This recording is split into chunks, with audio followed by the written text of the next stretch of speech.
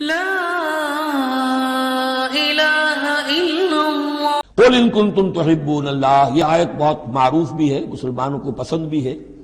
ہمارے ہاں جو واعظ ہوتے ہیں، تقاریر ہوتی ہیں، تو اس کے اندر بہت کثرت سے کوٹ ہوتی ہے، قل ان کنتم تحبون اللہ فاتبعونی یحببکم اللہ۔ اے نبی کہہ دیجئے کہ اگر تم لوگ چاہتے ہو کہ اللہ سے محبت کرو، اگر تم اللہ سے محبت کرتے ہو، فاتبعونی، تو میری پیروی کرو، میرا اتباع کرو۔ یحببکم اللہ، اللہ تم سے محبت کرے گا، ویغفر لکم ذنوبکم، اور تمہارے گناہ بخش دے گا، واللہ غفور الرحیم، اور اللہ غفور الرحیم ہے۔ قل اطیعوا اللہ والرسول، کہہ دیجئے اطاعت کرو اللہ کی اور اس کے رسول کی، فإن تولوا فإن اللہ لا يحب الکافرین، اور اگر وہ پیٹھ موڑ لیں تو اللہ کو ایسے کافر پسند نہیں ہے۔ یہ دو آیتیں اس اعتبار سے بڑی اہم ہیں کہ اس میں رسول کے لیے دو الفاظ آئے ہیں، اطاعت اور اتباع۔ اطاعت اگر نہیں ہے تو کفر ہو گیا۔ اطاعت تو لازم ہے، لیکن اطاعت کس چیز میں ہوتی ہے؟ جو حکم دیا ہے، یہ کرو، آپ کو کرنا ہے۔ اتباع اس سے اوپر کی شے ہے، انسان خود تلاش کرے حضور کیا کرتے تھے، اور چاہے آپ نے نہیں فرمایا کہ یہ کرو، لیکن آپ ان کی پیروی کر رہے ہیں۔ یہ گویا کہ دائرہ وسیع ہو گیا۔ جس سے محبت ہوتی ہے اس کا انسان جو ہے اس کی ہر طرح سے اس کے ساتھ ایک مناسبت پیدا کرنا چاہتا ہے۔ کیسا لباس اس کا ہے ویسا ہی لباس اپنا بنائے، کیا چیزیں اس کو پسند ہیں کھانے میں وہی چیزیں خود بھی کھائے اور پسند کرے۔ تو یہ چیزیں جس کا حکم نہیں ہے، جیسے کہ ایک صحابی کا واقعہ آتا ہے کہ وہ ایک مرتبہ آئے اور انہوں نے اس وقت یہ دیکھا، ایک ہی مرتبہ آئے ہوں گے کہیں باہر سے بدو صحابی، کہ حضور کے کرتے کے بٹن لگے ہوئے نہیں تھے۔ انہوں نے ساری عمر پھر اپنے کرتے کے بٹن نہیں لگائے۔ حضور نے حکم تو نہیں دیا تھا، دیکھا یہ کہ محمد اس شان میں تھے اس وقت، تو پھر اس کے بعد اسی کو لازم کر لیا۔ اس اتباع میں یہ بات بھی آ جائے گی کہ اگرچہ دین کے کچھ تقاضے ایسے ہیں کہ جس درجے میں محمد الرسول اللہ صلی اللہ علیہ وسلم نے ان کو پورا کیا، اس درجے میں پورا کرنا کسی انسان کے بس میں نہیں ہے، پھر بھی اس کی کوشش کرتے رہنا یہ اتباع کا تقاضا ہے۔ مثلا حضور نے کوئی مکان نہیں بنایا، حضور نے کوئی جائیداد نہیں بنائی، حضور نے جیسے ہی وحی کا آغاز ہوا کوئی دنیاوی کام نہیں کیا، کوئی تجارت نہیں کی، ایک ایک لمحہ اپنی توانائی کی ایک رمق وہ لگا دی کس کام کے لیے؟ اللہ کے دین کی دعوت اور اللہ کے دین کی اقامت، اس کو قائم کرنے کے لیے۔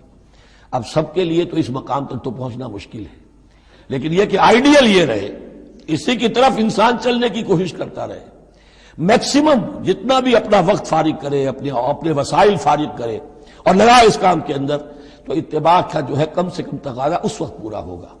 ہاں جو حکم دے دیا گیا، یہ حلال ہے، یہ حرام ہے، یہ فرض ہے، یہ واجب ہے، اس کا تو اگر معاملہ اس کی پیروی نہیں ہو رہی تو پھر تو وہ کفر ہے۔ لیکن اتباع اگر آپ کر رہے ہیں تو اتباع جو ہے وہ پھر اللہ کا محبوب بن جانا ہے۔ اگر تم اللہ سے محبت کرتے ہو تو میرا اتباع کرو، میری پیروی کرو، دیکھو میں کیا کر رہا ہوں، میرے کیا شب و روز ہے، کن کاموں میں میری توانائیاں لگ رہی ہیں، کیا دلچسپیاں ہیں میری دنیا کے اندر، ان چیزوں کے اندر تم میری پیروی کرو۔ فاتبعونی یحببکم اللہ، تم اللہ کے محب نہیں محبوب بن جاؤ گے، واللہ غفور الرحیم، اور اللہ غفور الرحیم ہے۔ باقی دوسرا درجہ جو نچلا ہے، قل اطیعوا اللہ والرسول، اطاعت تو اللہ اور اس کے رسول کی کرنی ہی کرنی ہے۔ فإن تولوا، اور اگر اس اطاعت سے بھی موڑے، فإن اللہ لا يحب الکافرین، تو اللہ کو ایسے کافر تو پسند نہیں ہے، کیونکہ پھر اطاعت رسول کا انکار تو کفر ہو گیا۔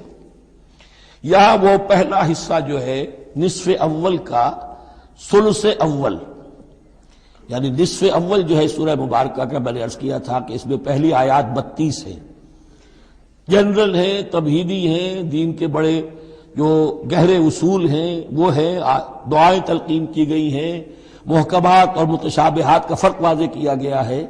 لیکن اب دوسرے حصے میں سارا خطاب جو ہے وہ براہ راست عیسائیوں سے ہے، اور انہیں بتانا یہ ہے کہ حضرت عیسیٰ کو جو تم نے معبود بنا لیا، یا تو تثلیث کی شکل دے دی ٹرینٹی، یا گاڈ انکارنیٹ بنا دیا۔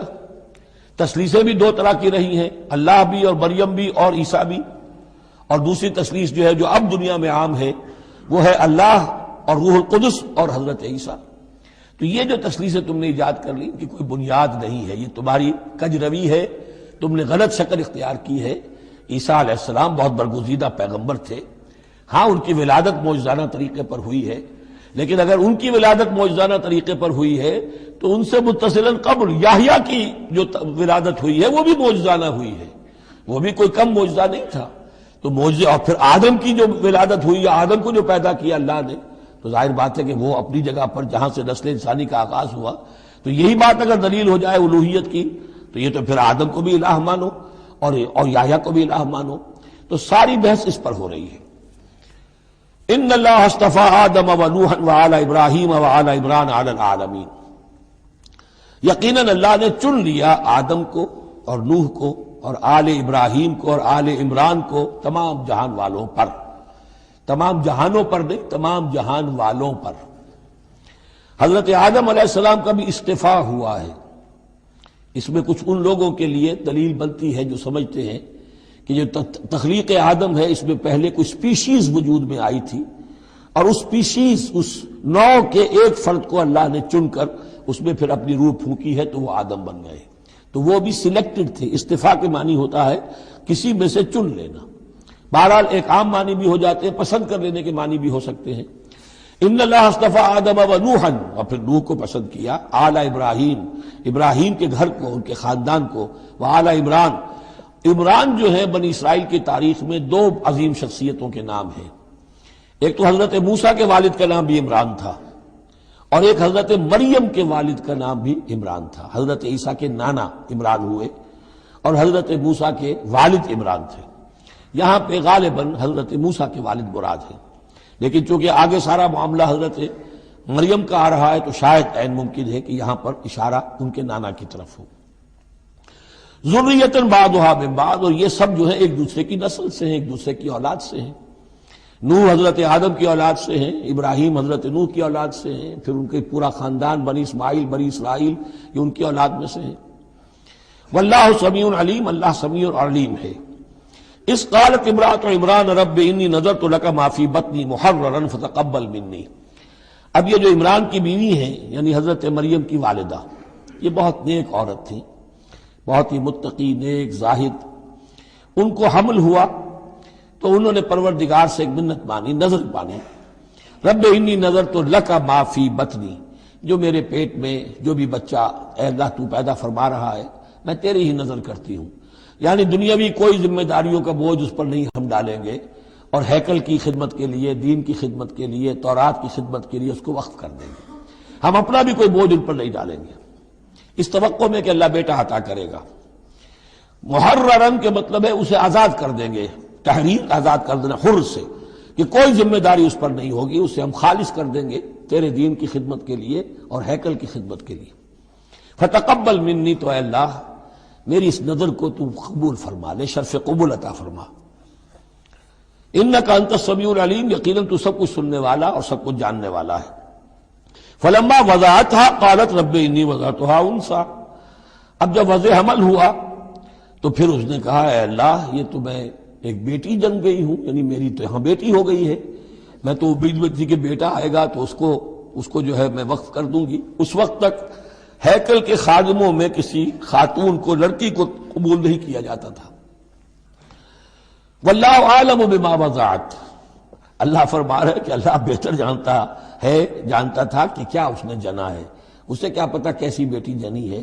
ولیس الذکر کالانثی، اور کہاں ہوگا کوئی بیٹا اس بیٹی جیسا۔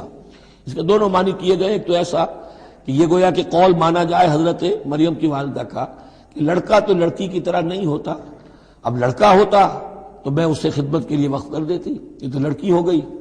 اور ایک یہ بھی ہے کہ اللہ کی طرف سے اس کو مانا جائے واللہ عالم بما وضعت ولیس الذکر کالانثی، کوئی بیٹا ایسا ہو ہی نہیں سکتا جیسی بیٹی تمہیں دی ہے۔ وَإِنِّي سَمَّيْتُهَا مریم، اور وہی اب ان کا کلام شروع ہوا ان کی والدہ کا، مریم کی، میں نے اس کا نام مریم رکھا ہے۔ وَإِنِّي أُعِيذُهَا بِكَ، اور اے اللہ میں اسے تیری پناہ میں دیتی ہوں، وَذُرِّيَّتَهَا، اور جو بھی اس کی اولاد ہو، نسل ہو، اس کو بھی تیری پناہ میں دیتی ہوں، من الشیطان الرجیم، مردود شیطان کے حملے سے، کہ اللہ ان کو، مریم کو بھی اور اس کی آنے والی اولاد کو بھی تو بہت ہی اپنی حفاظت میں رکھیو، شیطان سے بچائیو۔ فتقبلها ربها بقبول حسن، تو قبول فرما لیا انہیں، یعنی حضرت مریم علیہ السلام کو ان کے رب نے بڑی ہی عمدگی کے ساتھ، قبول حسن، شرف قبول عطا فرمایا بڑی ہی خوبصورت انداز میں۔ وَأَنبَتَهَا نَبَاتًا حَسَنًا، اور ان کی پرورش کی بہت ہی عمدہ طریقے پر، بہت اعلیٰ طریقے پر۔ وَكَفَّلَهَا زَكَرِيَّا، اور ان کو کفالت میں دے دیا، تربیت میں دے دیا حضرت زکریا کے۔ یہ حضرت زکریا جو ہیں یہ خالو تھے حضرت عیسیٰ علیہ السلام کے، حضرت مریم کے خالو، تو ہم ان کی تحویل میں، اور وہ اس وقت کے چیف کاہن تھے، chief priest of the temple, ہیکل سلیمانی کے وہی نبی بھی تھے، اور وہی وہاں کے سب سے بڑے جو ہیں، جو آج کل ہم سمجھتے ہیں مجاور وغیرہ، تو وہ مقام ان کا کاہنوں کا ہوتا تھا۔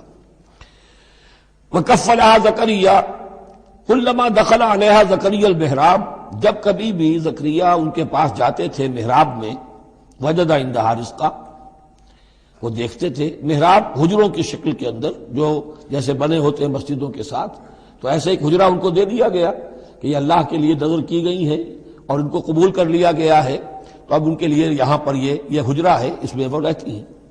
لیکن جب بھی وہ حجرے میں جاتے تھے تو دیکھتے تھے ان کے پاس کھانا، میوے رکھے ہیں بغیر موسم کے، اور بعض لوگوں کی رائے یہ بھی ہے کہ یہاں سے مراد مادی کھانا نہیں ہے بلکہ علم و حکمت، کہ جب حضرت زکریا ان سے بات کرتے تھے تو یہ کہ انہیں حیران رہ جاتے تھے کہ اس لڑکی کو یہ اس قدر حکمت کہاں سے مل گئی، اتنی معرفت کہاں اس کو حاصل ہوئی۔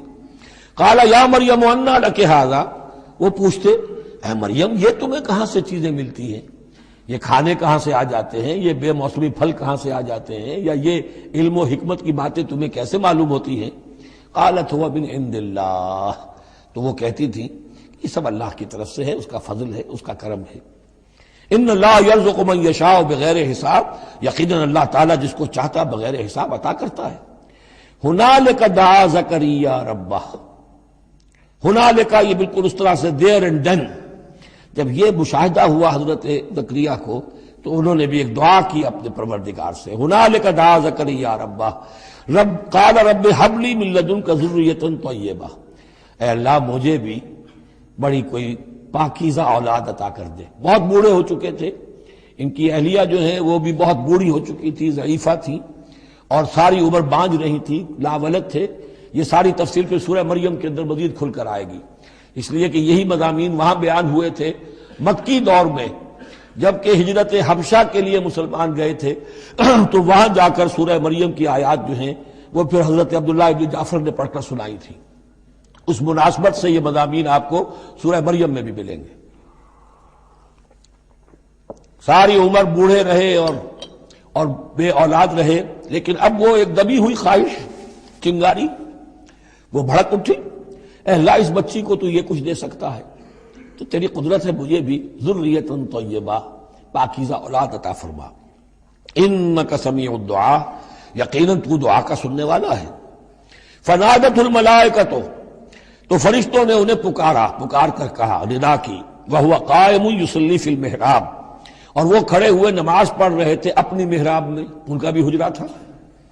ان اللہ یبشرک بیحییٰ، اللہ تعالیٰ تمہیں بشارت دیتا ہے زکریا یحییٰ کی، مصدقا بکلمۃ من اللہ، جو تصدیق کرے گا ایک ایسے شخص کی جو اللہ کا خاص کلمہ ہوگا، یعنی حضرت عیسیٰ، کلمۃ منہ، یہ بعد میں باتیں آئیں گی۔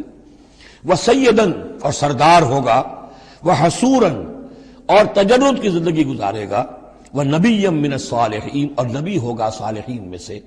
یہاں نوٹ کر لیجئے کہ آخری مدح کا لفظ جو حضرت یحییٰ کے لیے آیا ہے وہ نبی ہے، نبیا من الصالحین۔ قال رب انا یکون لی غلام، ابھی خود دعا کر رہے تھے لیکن غالباً اس کی بڑی توثیق چاہ رہے ہیں اللہ سے، ری ایشورنس۔ کہا پروردگار میرے ہاں کیسے بیٹا ہو جائے گا، وقد بلغنی الکبر، جبکہ میں انتہائی بوڑھا ہو چکا ہوں، وامرأتی عاقر، اور میری بیوی جو ہے بانجھ رہی ہے۔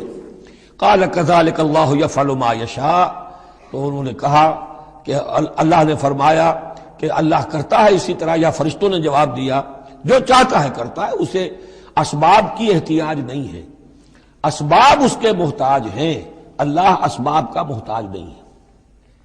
قال رب اجعل لی آیہ، انہوں نے عرض کیا پروردگار میرے لیے کوئی نشانی مقرر کر دے، مجھے معلوم ہو جائے کہ واقعی ایسا ہونا ہے اور واقعی یہ کلام جو میں سن رہا ہوں تیری طرف سے ہے. قال آیتک اللہ تکلم الناس ثلاثۃ ایام الا رمزا. اللہ نے فرمایا کہ اب نشانی یہ ہے تمہارے لیے کہ اب 3 دن تک تم لوگوں سے گفتگو نہیں کر سکو گے سوائے اشارے کنائے کے، یعنی قوت گویائی سلب ہو گئی ان کی، اب وہ بول نہیں سکتے تھے 3 دن تک. وَاذْكُرْ رَبَّكَ كَثِيرًا، اپنے دل میں اپنے رب کو یاد کرتے رہو کثرت کے ساتھ. وَسَبِّحْ بِالْعَشِيِّ وَالْإِبْكَارِ، اور تسبیح کیا کرو شام کے وقت بھی اور صبح کے وقت بھی. لا إله